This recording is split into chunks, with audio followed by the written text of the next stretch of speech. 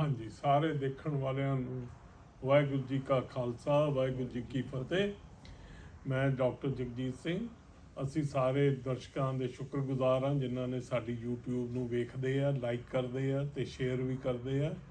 ਸਾਨੂੰ ਬੜਾ ਅੱਛਾ ਰਿਸਪੌਂਸ ਮਿਲ ਰਿਹਾ ਔਰ ਅਸੀਂ ਕੋਸ਼ਿਸ਼ ਕਰਦੇ ਹਾਂ ਕਿ ਹੋਰਾਂ ਨੂੰ ਵੀ ਤੁਸੀਂ ਸ਼ੇਅਰ ਕਰੋ ਤਾਂ ਕਿ ਉਸ 'ਤੇ ਅਮਲ ਵੀ ਕਰਨ ਅਤੇ ਅਸੀਂ ਵਰਤਿਆ ਜਾ। ਮੇਰੇ ਨਾਲ ਭਾਈ ਸਾਹਿਬ ਭਾਈ ਜਸਬੀਰ ਸਿੰਘ ਜੀ ਹਾਜ਼ਰ ਆ। ਅਸੀਂ ਅੱਜ ਦੀ ਜਿਹੜੀ ਵੀਡੀਓ ਬਣਾਉਣੀ ਆ ਉਹ ਤੀਸਰੀ ਲਾਮ ਤੇ ਆਨੰਦ ਸੰਸਕਾਰਾਂ ਤੇ ਸਾਰਾ ਚਰਚਾ ਚੱਲ ਰਹੀ ਹੈ। ਅੱਜ ਅਸੀਂ ਤੀਜੀ ਲਾਮ ਦੀ ਵਿਆਖਿਆ ਤੇ ਤੀਜੀ ਲਾਮ ਵਿੱਚ ਗੁਰੂ ਮਹਾਰਾਜ ਸਾਨੂੰ ਕੀ ਉਪਦੇਸ਼ ਦਿੰਦੇ ਆ ਤੇ ਅਸੀਂ ਉਹਦੇ ਬਾਰੇ ਅੱਜ ਚਰਚਾ ਕਰਨੀ ਆ। ਭਾਈ ਸਾਹਿਬ ਵਾਹਿਗੁਰੂ ਜੀ ਕਾ ਖਾਲਸਾ, ਵਾਹਿਗੁਰੂ ਜੀ ਕੀ ਫਤਿਹ। ਹਾਂਜੀ, ਅੱਜ ਤੀਜੀ ਲਾਮ ਬਾਰੇ ਅਸੀਂ ਗੱਲ ਕਰੀਏ। ਉਹਦੇ ਵਿੱਚ ਕੀ ਕਹਿਣਾ ਚਾਹੁੰਦੇ ਆ, ਸਾਨੂੰ ਕੀ ਦੱਸਣਾ ਚਾਹੁੰਦੇ ਆ ਗੁਰੂ ਮਹਾਰਾਜ।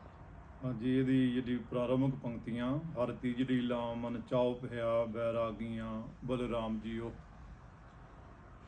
ਸਾਡੇ ਭਾਵੇਂ ਬਹੁਤ ਸਾਰੇ ਜਿਹੜੇ ਵਿਦਵਾਨ ਸੱਜਣ ਆ ਉਹਨਾਂ ਨੇ ਇਹ 4 ਸਟੇਜਾਂ ਮੰਨੀਆਂ ਹੋਈਆਂ, ਪਰ ਜਦੋਂ ਅਸੀਂ ਥੋੜ੍ਹਾ ਜਿਹਾ ਗੌਰ ਨਾਲ ਇਹ ਛੰਦ ਨੂੰ ਪੜ੍ਹੀਏ ਤੇ ਇਹ ਸਟੇਜਾਂ ਕਹਿਣਾ ਸ਼ਾਇਦ ਉਹਨਾਂ ਢੁਕਵਾਂ ਨਾ ਹੋਵੇ, ਕਿਉਂਕਿ ਜਦੋਂ ਅਸੀਂ ਇੱਕ ਗੱਲ ਨੂੰ ਮੰਨ ਕੇ ਤੁਰਦੇ ਹਾਂ ਤਾਂ ਦੂਜੀ ਸੁਭਾਵਿਕ ਹੀ ਜਿਹੜੀ ਆ ਉਹਦਾ ਆ ਜਾਣਾ, ਉਹਨੂੰ ਅਪਣਾਉਣਾ, ਉਹ ਬਿਲਕੁਲ ਨੈਚੁਰਲ ਆ। ਐਸਾ ਨਹੀਂ ਕਿ ਇੱਕ ਸਟੈਪ ਪੁੱਟਾਂਗੇ ਫਿਰ ਉਸ ਤੋਂ ਬਾਅਦ ਦੂਜਾ ਪੁੱਟਾਂਗੇ, ਫਿਰ ਤੀਜਾ ਪੁੱਟਾਂਗੇ, ਫਿਰ ਚੌਥਾ ਪੁੱਟਾਂਗੇ। ਇੱਥੇ ਜਿਹੜਾ ਰੱਬ ਨਾਲ ਜੁੜਿਆ ਹੋਇਆ ਪ੍ਰਾਣੀ ਆ, ਇਸਤਰੀ ਪੁਰਸ਼ ਜੋ ਵੀ ਆ, ਉਹਦੇ ਇਹ ਲੱਛਣ ਆ ਕਿ ਜਿਹੜਾ ਵੀ ਸੱਚਮੁੱਚ ਮਨੁੱਖ ਰੱਬ ਨਾਲ ਜੁੜਿਆ ਹੋਇਆ ਉਸ ਮਨੁੱਖ ਦੇ ਆ ਲੱਛਣ ਆ। ਇਹਦੇ ਵਿੱਚੋਂ ਕਿਸੇ ਨੂੰ ਵੀ ਘਟਾਇਆ ਨਹੀਂ ਜਾ ਸਕਦਾ। ਅਸੀਂ ਇਹਨੂੰ ਮਨਫੀ ਨਹੀਂ ਕਰ ਸਕਦੇ ਕਿ ਨਹੀਂ ਆਹ ਘਟਾ ਦਈਏ, 3 ਰਹਿਣ ਤਾਂ ਵੀ ਉਹ ਮੁਕੰਮਲ ਆ। ਤਾਂ ਇਸ ਕਹਿ ਸਕਦੇ ਹਾਂ ਮੁਕੰਮਲ ਰੂਪ ਵਿੱਚ ਤਸਵੀਰ ਆ ਉਸ ਮਨੁੱਖ ਦੀ ਜਿਹੜਾ ਸਹੀ ਅਰਥਾਂ ਵਿੱਚ ਹਰ ਪ੍ਰਭ ਜੀ ਨਾਲ ਜੁੜਿਆ ਹੋਇਆ। ਤੋ ਤੀਜੀ ਲਾਮ ਜਿਹੜੀ ਆ, ਹਰ ਤੀਜੜੀ ਲਾਮ ਮਨ ਚਾਉ ਭਇਆ ਬੈਰਾਗੀਆਂ ਬਲਰਾਮ ਜੀਓ। ਗੁਰੂ ਸਾਹਿਬ ਫਰਮਾਉਂਦੇ ਆ ਕਿ ਜਿਹੜੀ ਪ੍ਰਭੂ ਨਾਲ ਜਿਹੜੀ ਇਸ ਜੀਵ ਇਸਤਰੀ ਦੀ ਤੀਜੀ ਲਾਮ ਆ, ਇਹ ਜਿਹੜੇ ਵੈਰਾਗੀ ਆ, ਵਿਰਾਗਮਾਨਾਂ ਦੇ ਮਨਾਂ ਵਿੱਚ ਚਾਉ ਪੈਦਾ ਹੁੰਦਾ, ਉਤਸ਼ਾਹ ਪੈਦਾ ਹੁੰਦਾ। ਇਹ ਜਿਹੜਾ ਉਤਸ਼ਾਹ ਪੈਦਾ ਹੋਣਾ ਵੈਰਾਗੀਆਂ ਦੇ ਮਨ ਵਿੱਚ, ਇਹ ਉਸ ਪ੍ਰਭੂ ਨਾਲ ਇਸ ਜੀਵ ਇਸਤਰੀ ਦੀ ਤੀਜੀ ਲਾਮ ਦਾ ਸੂਚਕ ਆ, ਪ੍ਰਤੀਕ ਆ। ਚਾਉ ਪੈਦਾ, ਉਤਸ਼ਾਹ ਪੈਦਾ ਹੋਣਾ, ਕਾਹਦਾ ਉਤਸ਼ਾਹ? ਉਸ ਪ੍ਰਭੂ ਨਾਲ ਜੁੜਨ ਦਾ, ਪ੍ਰਭੂ ਨੂੰ ਮਿਲਣ ਦਾ। ਪ੍ਰਭੂ ਨਾਲ ਜੁੜਨਾ ਜਾਂ ਪ੍ਰਭੂ ਨਾਲ ਮਿਲਣਾ ਭਾਵ ਪ੍ਰਭੂ ਦੇ ਗੁਣਾਂ ਪ੍ਰਤੀ ਉਤਸ਼ਾਹ, ਕਿ ਕੋਈ ਮਜਬੂਰੀ ਨਹੀਂ, ਨਾ ਹੀ ਕੋਈ ਲਾਲਚ ਆ, ਨਾ ਕੋਈ ਡਰ ਆ। ਕਿਉਂਕਿ ਅਸੀਂ ਆਮ ਤੌਰ 'ਤੇ ਜੇ ਧਰਮ ਕਰਮ ਕਰਦੇ ਹਾਂ ਤਾਂ ਸਾਡਾ ਇਸ ਪਿੱਛੇ ਜੋ ਮਕਸਦ ਆ ਉਹ ਜਾਂ ਤਾਂ ਸਾਡਾ ਲਾਲਚ ਆ ਜਾਂ ਡਰ ਆ, ਜਾਂ ਅਸੀਂ ਕੁਝ ਪਾਉਣਾ ਚਾਹੁੰਦੇ ਹਾਂ ਇਸ ਲੋਕ ਵਿੱਚ, ਜਾਂ ਅਸੀਂ ਮਰਨ ਮਗਰੋਂ ਨਰਕ ਅਤੇ ਸਵਰਗ ਦੇ ਭੈ ਵਿੱਚ ਜੀ ਰਹੇ ਹਾਂ। ਜ਼ਿਆਦਾਤਰ ਅਸੀਂ ਜਿਹੜੇ ਧਰਮ ਕਰਮ ਕਰਦੇ ਹਾਂ ਉਹਨਾਂ ਪਿੱਛੇ ਸਾਡੀ ਇਹੀ ਮਨਸ਼ਾ ਹੁੰਦੀ ਆ। ਪਰ ਗੁਰੂ ਸਾਹਿਬ ਕਹਿੰਦੇ ਜਿਹੜੇ ਸੱਚਮੁੱਚ ਰੱਬ ਵਾਲੇ ਪਾਸੇ ਤੁਰੇ ਆ, ਉਹਨਾਂ ਦੇ ਮਨ ਵਿੱਚ ਜੇਕਰ ਚੰਗਾ ਕੰਮ ਕਰਨ ਦਾ ਉਤਸ਼ਾਹ, ਜਜ਼ਬਾ, ਤਾਂ ਇਹ ਜਜ਼ਬੇ ਦੇ ਪਿੱਛੇ ਕੋਈ ਲਾਲਚ ਨਹੀਂ, ਨਾ ਕੋਈ ਡਰ ਆ। ਉਹ ਇੱਕ ਇਨਸਾਨੀ ਫਰਜ਼ ਸਮਝ ਕੇ, ਉਹ ਕੋਈ ਫਾਰਮੈਲਿਟੀ ਨਹੀਂ, ਕੋਈ ਦਿਖਾਵਾ ਨਹੀਂ, ਬਲਕਿ ਸੁਭਾਵਿਕ ਰੂਪ ਵਿੱਚ ਇਹ ਕਿਰਿਆ ਉਹਨਾਂ ਤੋਂ ਹੋਣੀ ਸ਼ੁਰੂ ਹੋ ਜਾਂਦੀ ਆ। ਉਹਨਾਂ ਦੇ ਮਨ ਵਿੱਚ ਇੱਕ ਚਾਉ, ਉਤਸ਼ਾਹ ਜਿਹੜਾ ਉਹ ਹਮੇਸ਼ਾ ਬਣਿਆ ਰਹਿੰਦਾ। ਔਰ ਦੂਜਾ ਜਿਹੜਾ ਸ਼ਬਦ ਵਿਚਾਰਨਯੋਗ ਆ ਇਸ ਪਹਿਲੀ ਪੰਕਤੀ ਵਿੱਚ, ਬੈਰਾਗੀਆਂ। ਵੈਰਾਗੀਆਂ ਗੁਰਮਤਿ ਪ੍ਰਕਾਸ਼ ਤੋਂ ਪਹਿਲਾਂ ਔਰ ਈਵਨ ਅੱਜ ਵੀ ਕਈ ਮਤਾਂ ਵਿੱਚ ਇਹਦਾ ਇੱਕ ਵਿਸ਼ੇਸ਼ ਅਰਥ ਲਿਆ ਜਾਂਦਾ। ਸੰਨਿਆਸੀਆਂ ਦਾ ਇੱਕ ਖਾਸ ਤੌਰ 'ਤੇ ਫਿਰਕਾ ਵੀ ਆ ਜਿਹਨੂੰ ਬੈਰਾਗੀ ਕਹਿੰਦੇ ਆ। ਰਾਮਾਨੰਦ ਜੀ ਤੋਂ ਇਹਦਾ ਮੁੱਢ ਵੱਜਦਾ। ਉਹਨਾਂ ਦੇ ਆਪਣੇ ਇੱਕ ਨਿਯਮ ਆ, ਮਰਿਆਦਾ, ਉਹਨਾਂ ਦਾ ਆਪਣਾ ਇੱਕ ਬਿਲੀਵ ਸਿਸਟਮ ਬਣਿਆ ਹੋਇਆ। ਪਰ ਗੁਰੂ ਸਾਹਿਬ ਜਿਨ੍ਹਾਂ ਨੂੰ ਬੈਰਾਗੀ ਕਹਿੰਦੇ ਆ, ਇਹ ਬੈਰਾਗੀ ਜਿਨ੍ਹਾਂ ਦਾ ਇਸ ਤੋਂ ਪਹਿਲੇ ਜਿਹੜੇ 2 ਛੰਦ ਦੇ ਪਦੇ ਆ, ਪਹਿਲੀ ਲਾਮ ਵਿੱਚ ਅਤੇ ਦੂਜੜੀ ਲਾਮ ਵਿੱਚ, ਇਹ ਉਹਨਾਂ ਲਈ ਬੈਰਾਗੀ ਸ਼ਬਦ ਵਰਤੇ ਆ ਕਿ ਉਹ ਬੈਰਾਗੀ ਆ ਗੁਰੂ ਸਾਹਿਬ ਨੇ ਬਾਣੀ ਵਿੱਚ ਹੋਰ ਥਾਂ ਵੀ ਵੈਰਾਗੀ ਦੀ ਪਰਿਭਾਸ਼ਾ ਕੀਤੀ ਹੈ, ਜਿਹੜੀ ਪਰਿਭਾਸ਼ਾ ਨੂੰ ਗੁਰੂ ਸਾਹਿਬ ਨੇ ਸਵੀਕਾਰਿਆ ਤੇ ਪ੍ਰਚਾਰਿਆ। ਜਾਈ ਜਾਕਾਂ ਕਿ ਜਿਸ ਨੂੰ ਇੱਥੇ ਮਹਾਰਾਜ ਵੈਰਾਗੀ ਆਖ ਰਹੇ ਆ, ਵੈਰਾਗੀਆਂ ਆਖ ਰਹੇ ਆ ਕਿ ਜੋ ਮਨ ਮਾਰੈ ਆਪਣਾ ਸੇ ਜਨ ਬੈਰਾਗੀ ਰਾਮ, ਸੇ ਬੈਰਾਗੀ ਸੱਚੀ ਸਾਚੀ ਲਿਵ ਲਾਗੀ। ਉਹ ਜਿਹੜੇ ਸੱਚਮੁੱਚ ਬੈਰਾਗੀ ਆ, ਜਿਨ੍ਹਾਂ ਨੇ ਆਪਣੇ ਮਨ ਨੂੰ ਮਾਰਿਆ। ਮਨ ਨੂੰ ਮਾਰਨ ਤੋਂ ਭਾਵ ਜਿਨ੍ਹਾਂ ਨੇ ਆਪਣੇ ਮਨ ਨੂੰ ਕਾਬੂ ਕੀਤਾ। ਮਨ ਨੂੰ ਕਾਬੂ ਤੋਂ ਭਾਵ ਆ ਜਿਹੜੀਆਂ ਮਨ ਵਾਸ਼ਨਾਵਾਂ, ਜਿਹੜੇ ਮਾੜੇ ਸੰਕਲਪ ਆ, ਉਹ ਉਹਨਾਂ ਦੇ ਮਨ ਵਿੱਚ ਨਹੀਂ ਉੱਠਦੇ। ਉਹਨਾਂ ਦਾ ਆਪਣੇ ਮਨ ਉੱਤੇ ਪੂਰੀ ਤਰ੍ਹਾਂ ਕੰਟਰੋਲ ਆ। ਮਹਾਰਾਜ ਫਰਮਾਉਂਦੇ ਆ ਕਿ ਜਿਨ੍ਹਾਂ ਨੇ ਆਪਣੇ ਮਨ ਨੂੰ ਮਾਰ ਉਸ ਸਦਾ ਥਿਰ ਪ੍ਰਭੂ ਵਿੱਚ ਲਿਵ ਲਾਈ ਹੈ, ਸੁਰਤੀ ਜੋੜੀ ਆ, ਅਸਲ ਵਿੱਚ ਉਹ ਅਸਲ ਬੈਰਾਗੀ ਆ। ਤੋ ਇੱਥੇ ਐਸੇ ਮਨੁੱਖਾਂ ਨੂੰ ਹੀ ਬੈਰਾਗੀ ਆਖਿਆ ਜਾ ਰਿਹਾ ਕਿ ਜਿਹੜੇ ਸੱਚਮੁੱਚ ਬੈਰਾਗੀ ਆ, ਜਿਹੜੇ ਨਿਰਲੇਪ ਆ, ਵਿਰਗਤਾ, ਸੰਸਾਰ ਵਿੱਚ ਰਹਿੰਦੇ ਹੋਏ ਵੀ ਸੰਸਾਰ ਤੋਂ ਨਿਰਲੇਪ ਆ। ਜਿਹੜੇ ਜਿਸ ਤਰ੍ਹਾਂ ਸਿੱਧਾਂ ਨੇ ਜਦੋਂ ਗੁਰੂ ਸਾਹਿਬ ਨੂੰ ਪੁੱਛਿਆ ਕਿ ਇਸ ਭਵਸਾਗਰ ਤੋਂ ਜਿਹੜਾ ਤੁਸੀਂ ਰਾਹ ਦੱਸ ਰਹੇ ਹੋ, ਤੁਸੀਂ ਗ੍ਰਸਥ ਮਾਰਗ ਨੂੰ ਅਪਣਾਇਆ, ਤਾਂ ਤੁਸੀਂ ਇਸ ਭਵਸਾਗਰ ਤੋਂ ਆਪ ਅਤੇ ਆਪਣੇ ਪੈਰਾਕਾਰਾਂ ਨੂੰ ਕਿਵੇਂ ਪਾਰ ਲੰਘਾਵੋਗੇ, ਕਿਵੇਂ ਪਾਰ ਲੰਘ ਸਕੀਦਾ। ਤੋ ਮਹਾਰਾਜ ਉੱਤਰ ਵਿੱਚ ਆਖਦੇ ਆ, ਜੈਸੇ ਜਲ ਮੇਂ ਕਮਲ ਨਿਰਾਲਮ ਮੁਰਗਾਈ ਨੈਸਾਨੇ, ਸੁਰਤ ਸੁਧ ਭਵਸਾਗਰ ਤਰੀਐ ਨਾਨਕ ਨਾਮ ਵੋ ਖਾਣੇ। ਕਿ ਜਿਸ ਤਰ੍ਹਾਂ ਕਮਲ ਫੁੱਲ ਪਾਣੀ ਵਿੱਚ ਰਹਿੰਦਾ ਹੋਇਆ, ਪਾਣੀ ਤੋਂ ਨਿਰਲੇਪ ਰਹਿੰਦਾ, ਅਲਿਪਤ ਰਹਿੰਦਾ, ਅਤੇ ਮੁਰਗਾਈ ਪਾਣੀ ਵੀ ਤੈਰਦੀ ਹੋਈ ਵੀ ਆਪਣੇ ਖੰਭ ਪਾਣੀ ਵਿੱਚ ਨਹੀਂ ਭਿੱਜਣ ਦਿੰਦੀ। ਇਸੇ ਤਰ੍ਹਾਂ ਸੰਸਾਰ ਵਿੱਚ ਰਹਿੰਦੇ ਆ, ਜਦੋਂ ਮਨੁੱਖ ਸੁਰਤ ਉਸ ਅਕਾਲ ਪੁਰਖ ਨਾਲ ਜੋੜੀ ਰੱਖਦਾ ਤਾਂ ਉਹ ਇਸ ਤਰ੍ਹਾਂ ਨਿਰਲੇਪ ਰਹਿ ਸਕਦਾ। ਔਰ ਅਸੀਂ ਇਸੇ ਤਰ੍ਹਾਂ ਹੀ ਨਿਰਲੇਪ ਆਪ ਰਹਿ ਰਹੇ ਹਾਂ, ਅਤੇ ਜਿਹੜੇ ਇਸ ਮਾਰਗ ਉੱਤੇ ਤੁਰਨ ਵਾਲੇ ਰਾਹੀ ਆ, ਉਹਨਾਂ ਨੂੰ ਇਹੋ ਜਿਹੀ ਨਿਰਲੇਪਤਾ ਦਾ ਪਾਠ ਦ੍ਰਿੜ ਕਰਵਾ ਰਹੇ ਹਾਂ। ਤੋ ਐਸੇ ਮਨੁੱਖਾਂ ਨੂੰ ਇੱਥੇ ਬੈਰਾਗੀ ਆਖਿਆ ਕਿ ਜਿਹੜੇ ਬੈਰਾਗੀ, ਉਹਨਾਂ ਦੇ ਮਨ ਵਿੱਚ ਚਾਓ ਆ, ਮਜਬੂਰੀ ਨਹੀਂ, ਕੋਈ ਲਾਚਾਰੀ ਨਹੀਂ, ਲਾਲਚ ਨਹੀਂ, ਡਰ ਨਹੀਂ। ਤੋ ਇਹ ਜਿਹੜਾ ਕਦਮ ਆ, ਇਹ ਜਿਹੜੀ ਅਵਸਥਾ, ਇਹ ਜਿਹੜੀ ਸੋਚ ਆ, ਇਹ ਜਿਹੜਾ ਜੀਵਨ ਆ, ਇਹ ਉਸ ਪ੍ਰਭੂ ਨਾਲ ਤੀਜੀ ਲਾਮ ਆ, ਭਾਵ ਪ੍ਰਭੂ ਨਾਲ ਜੁੜਨ ਦਾ ਇਹ ਤੀਜਾ ਲੱਛਣ ਆ। ਔਰ ਫਿਰ ਫਰਮਾਉਂਦੇ ਆ, ਸੰਤ ਜਨਾ ਹਰ ਮੇਲ ਹਰ ਪਾਇਆ, ਵਡ ਭਾਗੀਆਂ ਬਲਰਾਮ ਜੀਓ। ਇਹ ਰਾਮ, ਮੈਂ ਤੇਥੋਂ ਬਲਿਹਾਰ ਆ, ਇਹ ਸਾਰਿਆਂ ਵਿੱਚ ਰਮੇ ਹੋਏ ਪ੍ਰਭੂ। ਜਿਹੜੇ ਸੰਤ ਜਨ ਆ, ਸੰਤ ਜਨਾਂ ਨਾਲ ਮਿਲ ਕੇ ਜਿਹੜੇ ਵੱਡੇ ਭਾਗਾਂ ਵਾਲੇ ਆ, ਵਡ ਭਾਗੀਆਂ, ਵੱਡੇ ਭਾਗਾਂ ਵਾਲੇ, ਵੱਡੇ ਭਾਗਾਂ ਵਾਲਿਆਂ ਨੂੰ ਉਹਨਾਂ ਨੂੰ ਆਖਿਆ ਇੱਥੇ, ਜਿਨ੍ਹਾਂ ਨੇ ਸਤਿਗੁਰੂ ਜੀ ਦੀ ਚਰਨ ਸ਼ਰਨ ਵਿੱਚ ਆ ਆਪਣੀ ਮੱਤ ਛੱਡ ਗੁਰੂ ਦੀ ਮੱਤ ਲੈ ਲਈ। ਦੂਜੇ ਸ਼ਬਦਾਂ ਜਿਨ੍ਹਾਂ ਨੇ ਇਸ ਰਾਹ ਨੂੰ ਅਪਣਾ ਲਿਆ, ਇਸ ਰਾਹ ਦੇ ਰਾਹੀ ਬਣੇ। ਤੋ ਸੰਤ ਜਨਾਂ ਤੋਂ ਭਾਵ ਇੱਥੇ ਗੁਰੂ ਦੀ ਉਸ ਸਿੱਖਿਆ ਤੋਂ ਆ, ਗੁਰੂ ਦੇ ਗੁਣਾਂ ਤੋਂ ਆ, ਗੁਰੂ ਦੀ ਜਿਹੜੀ ਬਖਸ਼ਿਸ਼ ਕੀਤੀ ਹੋਈ ਵਿਚਾਰਧਾਰਾ, ਜੀਵਨ ਜੁਗਤਾ, ਉਸ ਤੋਂ ਆ। ਕਿਉਂਕਿ ਗੱਲ ਤੇ ਪਹਿਲਾਂ ਆ ਚੁੱਕੀ ਆ, ਪਹਿਲੀ ਲਾਮ ਵਿੱਚ ਉਹ ਦੂਜੀ ਲਾਮ ਵਿੱਚ ਵੀ, ਕਿ ਗੁਰੂ ਨੇ ਸਾਨੂੰ ਇਹ ਪ੍ਰਵਿਰਤੀ ਮਾਰਗ ਦ੍ਰਿੜ ਕਰਵਾਇਆ। ਫਿਰ ਗੁਰੂ ਬਾਰੇ ਆਖਿਆ, ਗੁਰੂ ਦੀ ਅਸੀਂ ਜੈ ਜੈਕਾਰ ਕਰੀਏ, ਗੁਰੂ ਦੀ ਜੈ ਜੈਕਾਰ, ਗੁਰੂ ਦੀ ਸਿਫਤ ਨੂੰ ਅਪਣਾ ਕੇ ਉਸ ਨੂੰ ਸਰ ਵਿਚਰਨਾ। ਤੋ ਸੰਤ ਜਨਾਂ ਇੱਥੇ ਉਹ ਗੁਰੂ ਪਾਤਸ਼ਾਹ ਦੀਆਂ ਜੋ ਸਿੱਖਿਆਵਾਂ, ਉਹਨਾਂ ਦਾ ਜਿਹੜਾ ਉਪਦੇਸ਼ ਆ, ਉਸ ਉਪਦੇਸ਼ ਨੂੰ ਹਮੇਸ਼ਾ ਆਪਣੇ ਮਨ ਵਿੱਚ ਵਸਾਈ ਰੱਖਣਾ। ਗੁਰਬਾਣੀ ਵਿੱਚ ਜਦੋਂ ਗੁਰੂ ਸਾਹਿਬ ਇਹ ਕਹਿੰਦੇ ਆ ਕਿ ਅੰਦੁਲਾ ਨੀਚ ਜਾਤ ਪਰਦੇਸੀ ਖਿਨ ਆਵੈ ਤਿਲ ਜਾਵੈ, ਤਾਂ ਕਿ ਸੰਗਤ ਨਾਨਕ ਰਹਿੰਦਾ ਕਿਉਂ ਕਰ ਮੂੜਾ ਭਾਵੈ। ਤਾਂ ਮਹਾਰਾਜ ਇੱਥੇ ਮਨ ਦੀ ਗੱਲ ਕਰ ਰਹੇ ਆ ਕਿ ਜਿਸ ਮਨ ਵਿੱਚ ਗੁਰੂ ਦੀ ਮਤ ਨਹੀਂ, ਜੋ ਗੁਰਮਤੀਆ ਨਹੀਂ, ਮਨਮਤੀਆ, ਤੋ ਜਿਹਦੇ ਅੰਦਰ ਇਹੋ ਜਿਹੀਆਂ ਵਾਸ਼ਨਾਵਾਂ, ਜਿਹੜਾ ਇਹੋ ਜਿਹੀ ਸੋਚ ਨੂੰ ਅਪਣਾਈ ਬੈਠਾ, ਜਿਹੜਾ ਬਹੁਤ ਹੀ ਨੀਵੇਂ ਅਸਲੇ ਵਾਲਾ ਬਣ ਚੁੱਕਾ, ਆਤਮਿਕ ਤੌਰ ਤੇ ਅੰਧਾ ਹੋ ਚੁੱਕਾ। ਹਜ਼ੂਰ ਕਹਿੰਦੇ ਆ ਕਿ ਮੇਰੀ ਦਿਨ ਰਾਤ ਹਮੇਸ਼ਾ ਉਹਦੇ ਨਾਲ ਸੰਗਤ ਆ। ਤੋ ਜਦੋਂ ਇਹੋ ਜਿਹੇ ਮਨ ਨਾਲ ਸੰਗਤ ਹੋ ਤਾਂ ਫਿਰ ਪਾਰ ਉਤਾਰੇ ਦੀ ਤਾਂ ਕੋਈ ਸੰਭਾਵਨਾ ਹੈ ਹੀ ਨਹੀਂ। ਤੋ ਇੱਥੇ ਇਸ ਤੋਂ ਉਲਟ ਗੱਲ ਆਖੀ ਆ ਕਿ ਜਿਸ ਮਨ ਵਿੱਚ ਗੁਰੂ ਦਾ ਉਪਦੇਸ਼ ਵਸਿਆ ਉਹ ਵੱਡੇ ਭਾਗਾਂ ਵਾਲੇ ਆ। ਔਰ ਐਸੇ ਜਿਹੜੇ ਇਨਸਾਨ ਆ ਉਹਨਾਂ ਨੇ ਹੀ ਸਹੀ ਅਰਥਾਂ ਵਿੱਚ ਉਸ ਵਾਹਿਗੁਰੂ ਨੂੰ ਪਾ ਲਿਆ। ਇਸ ਲਈ ਆਖਿਆ ਸੰਤ ਜਨਾ ਹਰ ਮੇਲ ਹਰ ਪਾਇਆ ਵਡਭਾਗੀਆਂ ਬਲਰਾਮ ਜੀਓ। ਉਹਨਾਂ ਨੇ ਹਰੀ ਨੂੰ ਪਾ ਲਿਆ, ਹਰੀ ਨੂੰ ਪਾ ਲਿਆ, ਪ੍ਰਭੂ ਦੇ ਗੁਣਾਂ ਨੂੰ ਪਾ ਲਿਆ। ਜੋ ਕਿ ਗੁਰੂ ਗ੍ਰੰਥ ਸਾਹਿਬ ਵਿੱਚ ਇਸ ਸੰਬੰਧੀ ਬੜਾ ਸਪਸ਼ਟ ਅਤੇ ਨਿਰਣਾਇਕ ਗੁਰੂ ਸਾਹਿਬਾਨ ਦਾ ਜਿਹੜਾ ਪਾਵਨ ਫਰਮਾਨ ਆ ਉਹ ਸਾਡੇ ਸਾਹਮਣੇ ਆ, ਜਿਹਦੇ ਵਿੱਚ ਮਹਾਰਾਜ ਨੇ ਦੱਸਿਆ ਕਿ ਜਦੋਂ ਉਹ ਕਹਿੰਦੇ ਆ ਕਿ ਰੱਬ ਨਾਲ ਜੁੜਨਾ ਜਾਂ ਰੱਬ ਨੂੰ ਪਾ ਲਿਆ, ਤਾਂ ਰੱਬ ਨੂੰ ਪਾਉਣ ਤੋਂ ਉਹਨਾਂ ਦੀ ਕੀ ਮੁਰਾਦ ਆ।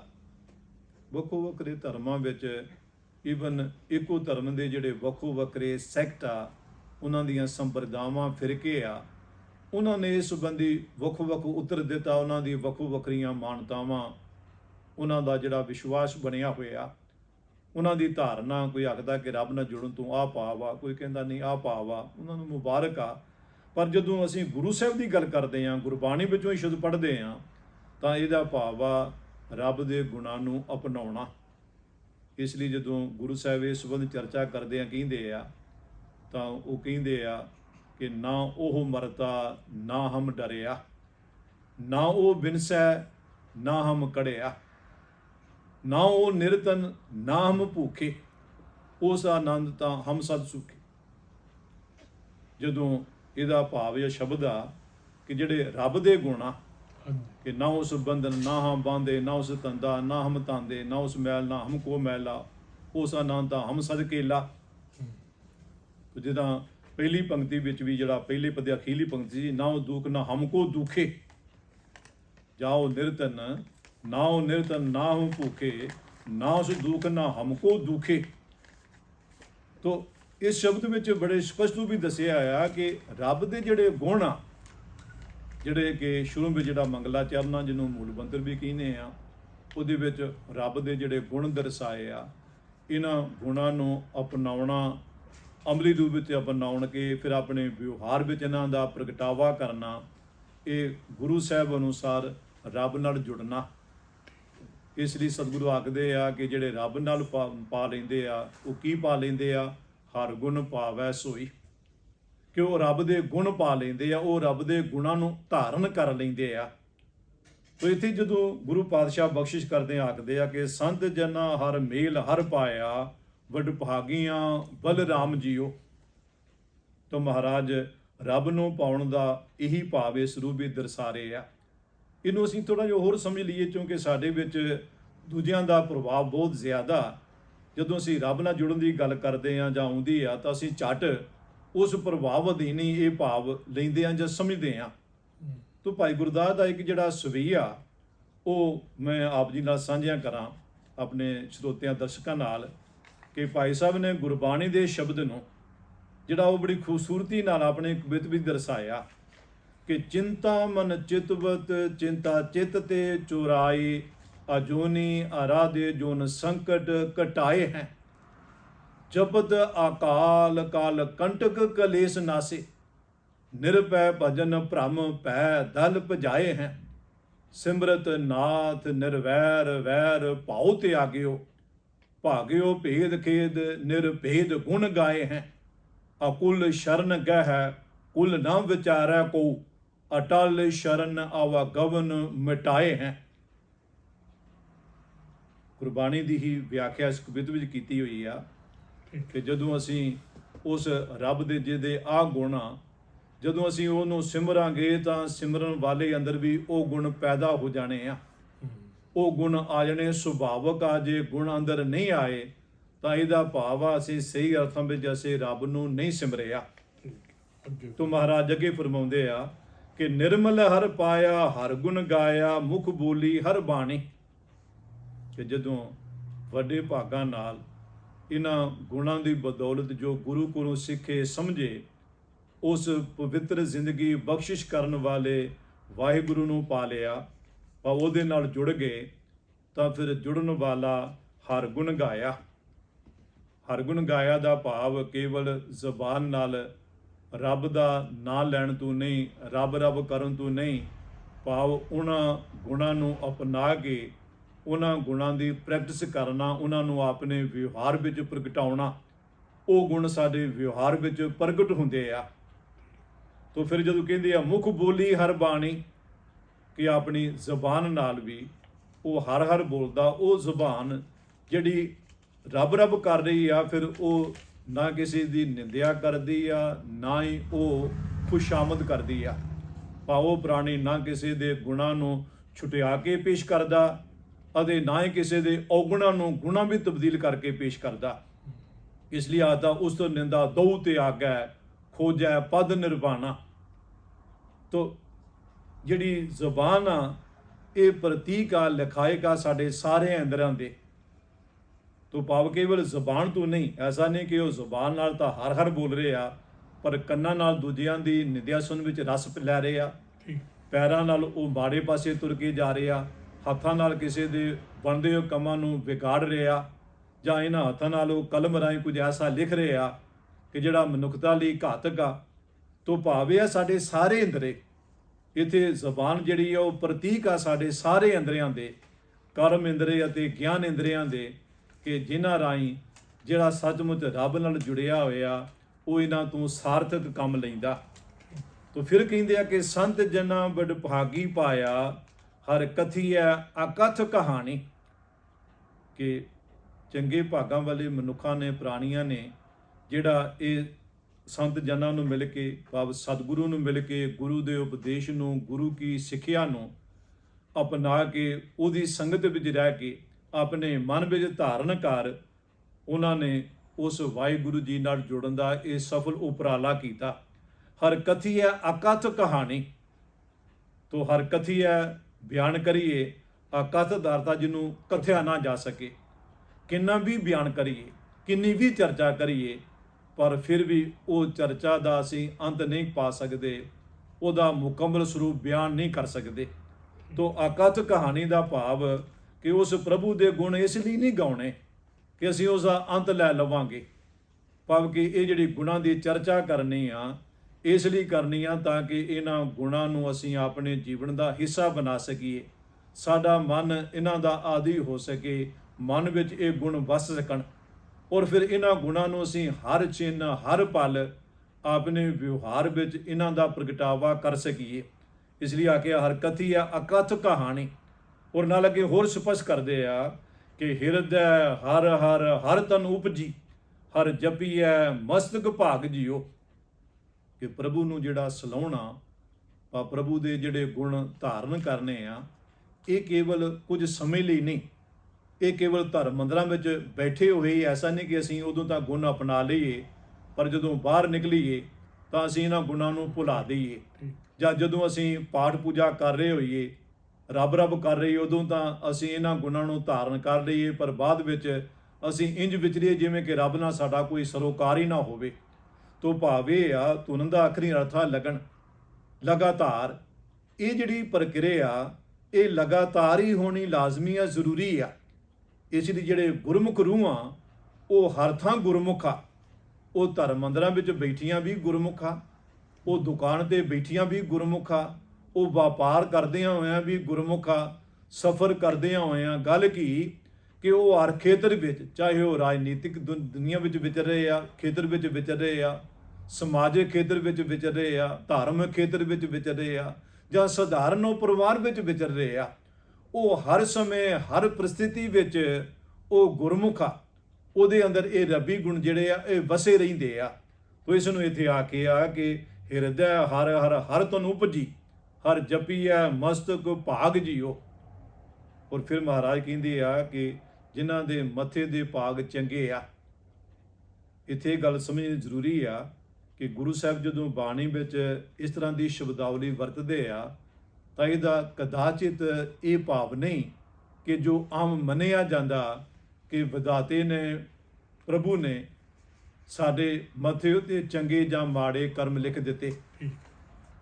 ਗੁਰੂ ਸਾਹਿਬ ਦਾ ਪਾਵਨ ਫਰਮਾਨ ਸਾਂਝਾ ਕਰਾਂ ਤਾਂ ਅਸੀਂ ਨੂੰ ਹੋਰ ਚੰਗੀ ਤਰ੍ਹਾਂ ਸਮਝ ਸਕਾਂਗੇ। ਮਹਾਰਾਜ ਕਹਿੰਦੇ ਆ ਕਿ ਦਿਨ ਰਾਤ ਕਮਾਏ ਅੜਿਓ ਸੋ ਆਇਓ ਮਾਥੈ, ਕਿ ਤੂੰ ਦਿਨ ਰਾਤ ਕਮਾਉਣਾ।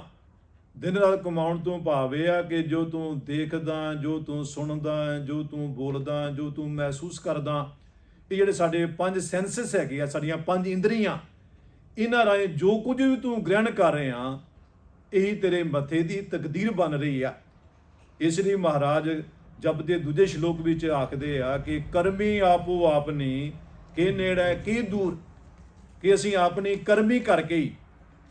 ਔਰ ਜਦੋਂ ਮਹਾਰਾਜ ਇਹ ਕਹਿੰਦੇ ਆ ਕਿ ਹੁਕਮ ਚਲਾਏ ਆਪਨੇ ਕਰਮੀ ਵਹਿ ਕਲਾਮ, ਕਿ ਵਾਹਿਗੁਰੂ ਦੇ ਹੁਕਮ ਦੀ ਜਿਹੜੀ ਕਲਮ ਆ ਉਹ ਸਾਡੇ ਕਰਮਾਂ ਅਨੁਸਾਰ ਚੱਲਦੀ ਆ। ਭਾਵ ਜੋ ਅਸੀਂ ਕਰਦੇ ਆ ਉਹ ਵਾਹਿਗੁਰੂ ਦੇ ਹੁਕਮ ਦੇ ਅਨੁਸਾਰ ਹੀ ਕਲਮ ਜਿਹੜੀ ਆ ਉਹ ਚੱਲਦੀ ਆ। ਅਸੀਂ ਕਰਮ ਕਰਨ ਵਿੱਚ ਸੁਤੰਤਰ ਆ, ਪਰ ਕਰਮ ਦਾ ਜੋ ਪ੍ਰਤੀਕਰਮ ਆ, ਐਕਸ਼ਨ ਦਾ ਜੋ ਰਿਐਕਸ਼ਨ ਆ, ਉਹਦੇ ਵਿੱਚ ਅਸੀਂ ਸੁਤੰਤਰ ਨਹੀਂ ਆ। ਅਸੀਂ ਆਖੀਏ ਕਿ ਕਰਮ ਮੈਂ ਆ ਕਰ ਰਵਾਂ, ਪਰ ਇਹਦਾ ਜਿਹੜਾ ਪ੍ਰਤੀਕਰਮ ਆ ਉਹ ਵੀ ਮੇਰੇ ਅਨੁਸਾਰ ਹੋਵੇ, ਉਹ ਨਹੀਂ। ਆਓ ਜਿਵੇਂ ਮੈਂ ਕੋਠਿਓਂ ਛਾਲ ਮਾਰ ਦੇਵਾਂ, ਮੈਂ ਮਾਰ ਸਕਦਾ, ਪਰ ਛਾਲ ਮਾਰ ਕੇ ਮੈਂ ਇਹ ਆਸ ਕਰਾਂ ਕਿ ਮੇਰੀ ਲੱਤ ਬਾਂਹ ਨਾ ਟੁੱਟੇ ਜਾਂ ਮੇਰੀ ਮੌਤ ਨਾ ਹੋਵੇ, ਮੈਨੂੰ ਕੁਝ ਵੀ ਨਾ ਹੋਵੇ, ਤਾਂ ਇਹ ਮੇਰੇ ਵੱਸ ਵਿੱਚ ਨਹੀਂ। ਇਸ ਨੂੰ ਆਖਿਆ ਕਿ ਹੁਕਮੀ ਜਿਹੜਾ ਉਸ ਕਲਮੀ ਜਿਹੜਾ ਕਲਮ ਹੈਗੀ ਆ ਉਹ ਵਾਹਿਗੁਰੂ ਜੀ ਦੇ ਹੁਕਮ ਅਨੁਸਾਰ ਚੱਲਦੀ ਆ। ਤੋ ਮਹਾਰਾਜ ਜਦੋਂ ਇੱਥੇ ਆਖਦੇ ਆ ਕਿ ਜਪੀਐ ਮਸਤਕ ਭਾਗ ਜੀਓ, ਤੋ ਭਾਵੇਂ ਆ ਜਿਨ੍ਹਾਂ ਨੇ ਗੁਰੂ ਕੋਲ ਕੇਵਲ ਆਈ ਨਹੀਂ, ਗੁਰੂ ਦੀ ਸ਼ਰਨ ਵਿੱਚ ਆ ਕੇ ਜਿਨ੍ਹਾਂ ਨੇ ਆਪਣੀ ਮੱਤ ਛੱਡ ਗੁਰੂ ਦੀ ਮੱਤ ਲੈ ਲਈ, ਮੱਤ ਲੈ ਕੇ ਫਿਰ ਉਸ ਅਨੁਸਾਰ ਆਪਣਾ ਆਚਰਨ ਬਣਾ ਲਿਆ, ਜੀਵਨ ਢਾਲਿਆ, ਇਹਨੂੰ ਮਹਾਰਾਜ ਆਖਦੇ ਆ ਕਿ ਇਸ ਅਵਸਥਾ ਵਿੱਚ ਉਹਨਾਂ ਮਨੁੱਖਾਂ ਦੇ ਉਹ ਚੰਗੇ ਭਾਗਾਂ ਵਾਲੇ ਆ, ਉਹਨਾਂ ਨੇ ਆਪਣੀ ਤਕਦੀਰ ਨੂੰ ਇਸ ਰੂਪ ਵਿੱਚ ਬਦਲਿਆ। ਤੋ ਦਿਨ ਰਾਤ ਕੁਮਾਰਿਓ ਸੁਆਇਓ ਮਾਥਾ ਦਾ ਧਿਆਨ ਸੀ, ਸਾਨੂੰ ਹਮੇਸ਼ਾ ਇਹਨਾਂ ਬਚਨਾਂ ਨੂੰ ਧਿਆਨ ਵਿੱਚ ਰੱਖਣ ਦੀ ਲੋੜ ਆ।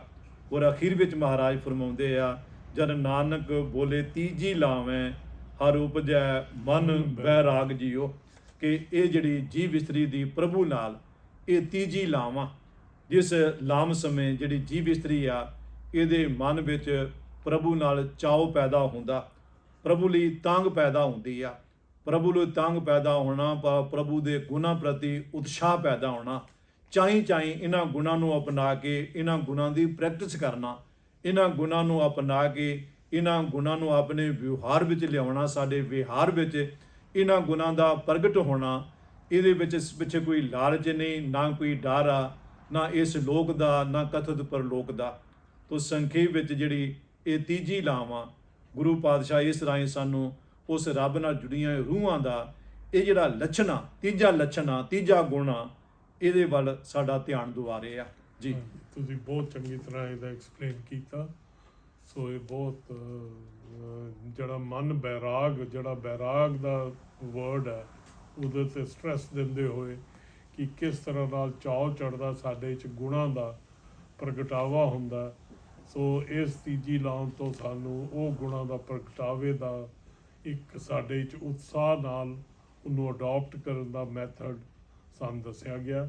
ਸੋ ਅਸੀਂ ਇੱਥੇ ਆਪਣੀ ਵੀਡੀਓ ਸਮੇਟਦੇ ਹੋਏ ਭੁੱਲ ਚੁੱਕ ਦੀ ਖਿਮਾ। ਗਿਆਨੀ ਜੀ ਤੁਹਾਡਾ ਬਹੁਤ ਬਹੁਤ ਥੈਂਕਸ। ਜਿੰਨਾ ਵੀ ਸਰੋਤਿਆਂ ਨੂੰ, ਦੇਖਣ ਵਾਲਿਆਂ ਨੂੰ ਕੋਈ ਕੁਐਸਚਨ ਹੋਣ ਪਿੱਛੇ ਪਲੀਜ਼ ਕਮੈਂਟ ਕਰੋ, ਸ਼ੇਅਰ ਕਰੋ ਤੇ ਲਾਈਕ ਕਰੋ ਤੇ ਸਬਸਕ੍ਰਾਈਬ ਕਰੋ।